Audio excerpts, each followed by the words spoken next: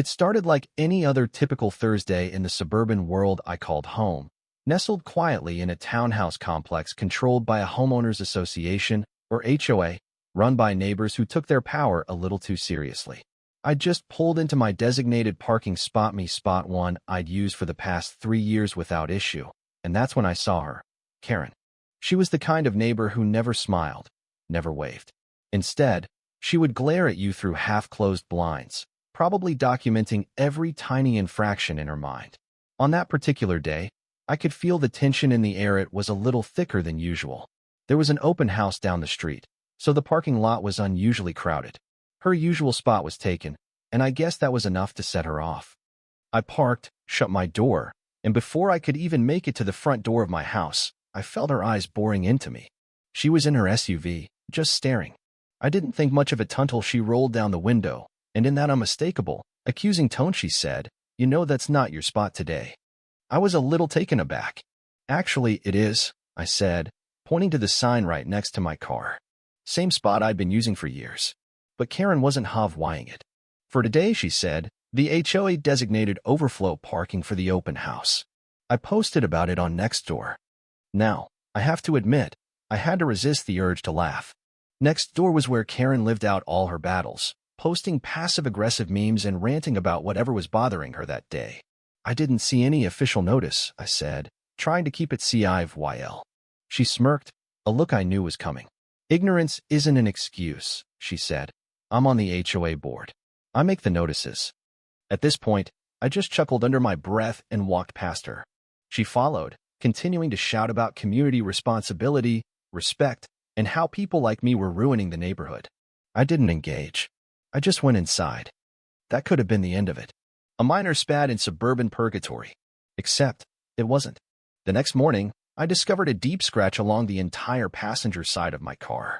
At first, I thought it was some kind of accident, maybe a shopping cart or a kid's bike. But then, I saw it, the faint outline of a K just above the scratch. I stood there, shock turning into anger. Who would do this over a parking spot? Then it hit me, best part of my car upgrade, the thing I just installed, the Dashcam. I couldn't help but smirk as I remembered that it ran even when the car was parked. I rushed inside, booted up my laptop, and loaded the footage. And there she was, Karen, under the cover of twilight, creeping up to my car, keys in hand. She looked around, checked over her shoulder like a cartoon villain, then, without hesitation, dragged the keys across my car. She even paused to admire her work before retreating to her driveway with that smug look on her face, like a cat who had just knocked a vase off the table. My hands were trembling, not with fear, but with a cold burn of righteous fury. It wasn't just vandalism, it was personal. And Karen didn't even realize that she was starring in her own self-incriminating MOV. I leaned back, my heart pounding. I had her. Dead to rights. This wasn't some petty HOA drama. This was criminal damage, and I had irrefutable evidence. As I replayed the footage, a plan started to form. It didn't involve petty revenge. I wasn't going to stoop to her level. It was going to be elegant, devastating, and, most importantly, completely legal. The first step? Let her think she had gotten away with it. The next day, she doubled down. I woke up to a neon orange violation slip stuck under my windshield wiper. The note said I'd violated the temporary overflow parking designation. It was signed, of course, by Karen herself, in one of her infamous homemade printouts. The HOA meeting was already a running joke in the neighborhood. Karen running it like a dictator, issuing petty decrees about the length of grass and trash bins. But this time, it was different. It was harassment. By noon, my mailbox was filled with an even more absurd certified letter from the HOA, threatening escalating fines and possible towing. It was signed by Karen. She wasn't just levying passive-aggressive notes anymore. She was building a paper trail to support her little vendetta. But here's the thing about Karen: she was sloppy. The fines were riddled with errors, the wrong contact information, misspelled legal terms, and the most damning piece of all, Karen had forged the signature of the HOA president, who I happened to know worked nights and wouldn't even be awake until 4 p.m. I snapped a photo of the violation slip, scanned the letter, and added them to my growing evidence folder. By now, it included the Dashcam video and a clear, undeniable case.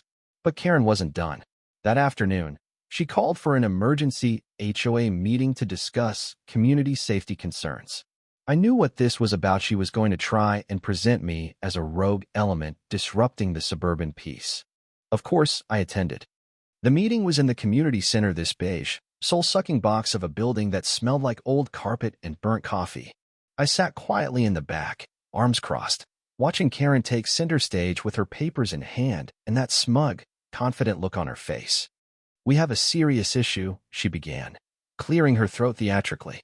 "One resident has been blatantly ignoring community guidelines and posing a risk to property values." She slapped her fake parking violations down on the table like she was laying down a winning hand. I raised my hand. "And what evidence do you have of these violations?" I asked calmly. Karen blinked, taken off guard. "The notices," she stammered. I interrupted. "The overflow order you posted on Nextdoor isn't official. According to the HOA bylaws, changes must be posted via mailed notice or physically posted 48 hours in advance. Online posts aren't binding." A few heads turned toward me, curious. I pressed on. "Are you authorized to issue fines on your own?" I knew the bylaws. She didn't. I had the charter ready on my phone. Karen's jaw twitched, and she tried to brush it off. But I wasn't done. "Actually, you're the secretary. The bylaws say that only the president or treasurer can issue fines." Should I read from the charter? Her face turned red. She spat. "You're splitting hairs." I smiled. "Exactly. And if we're talking about rules, what about vandalism?" That got her attention. "My car was vandalized," I said, my voice growing hard. "Scratched, deliberately. And I have video proof." Gasps filled the room. Karen's mouth opened, but nothing came out.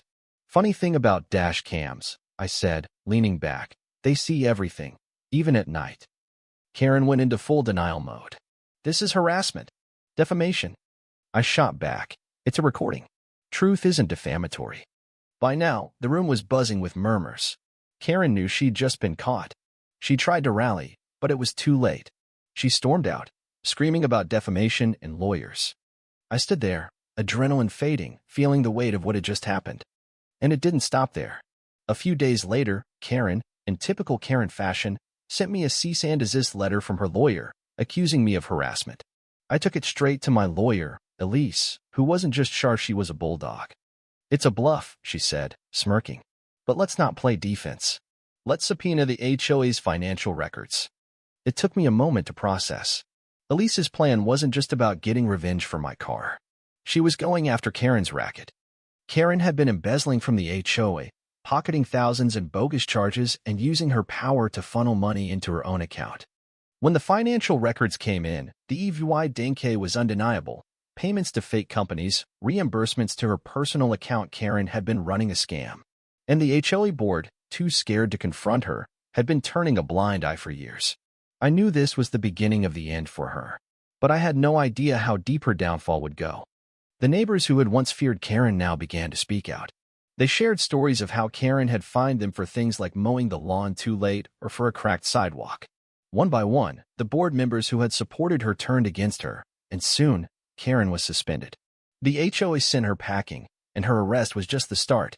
The downfall continued as she faced charges for embezzlement and property damage. By the time everything was said and done, Karen had lost it all. And as the community thrived without her, Karen was reduced to a cautionary tale. She had once ruled with an iron fist, but now she was the punchline to every joke in the neighborhood. In the end, Karen's story wasn't about revenge, it was about justice.